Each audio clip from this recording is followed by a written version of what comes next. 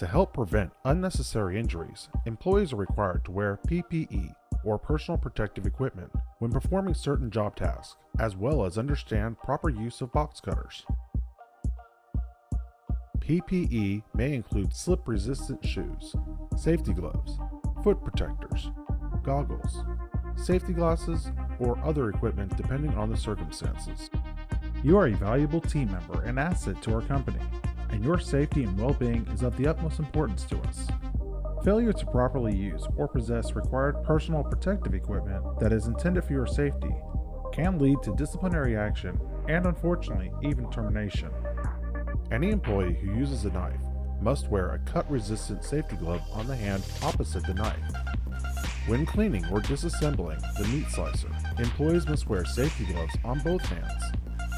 Note: safety gloves should not be used while operating the slicer. Never put a hand between guard and blade when operating the slicer. Product is to be held in place on the slicer with the guard, not your hands. A wire mesh or chain mesh safety glove must be worn on the right hand when using the boneless blade on the meat saw. Caution: safety gloves should not be worn when using the bone-in blade because of the design of the blade. Always use the supplied push block for smaller products or the last cuts of the product. Employees working in the bakery or deli departments are required to wear slip-resistant shoes purchased from Shoes for Crews or slip-on crew guards. Shoes must have a solid back and cover the front part of the foot. Anyone who cleans a fryer, changes oil, or filters oil in a fryer must wear heat-resistant rubber gloves, safety glasses, and a rubber or vinyl apron to reduce the likelihood of being burned by hot oil. Hot pads are to be used when putting product into the oven or when taking products out of the oven.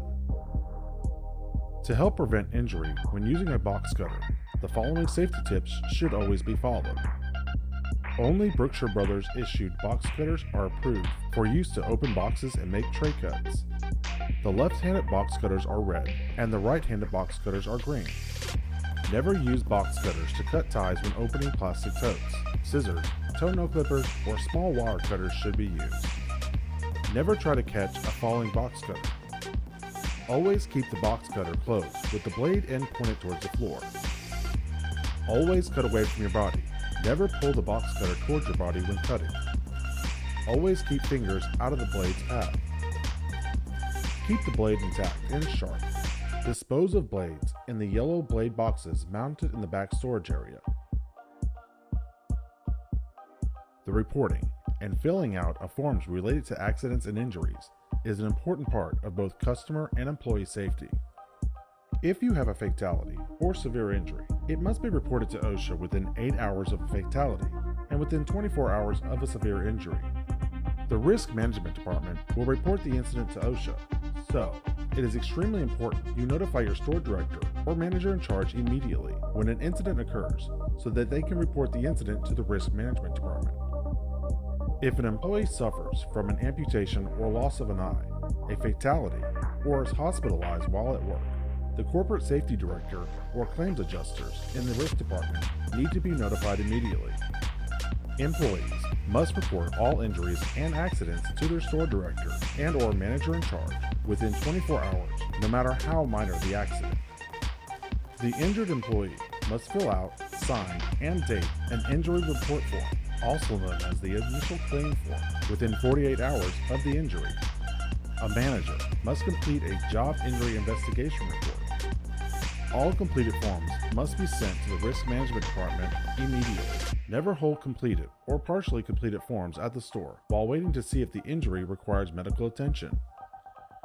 Any employee that witnesses a customer incident should immediately inform a member of management.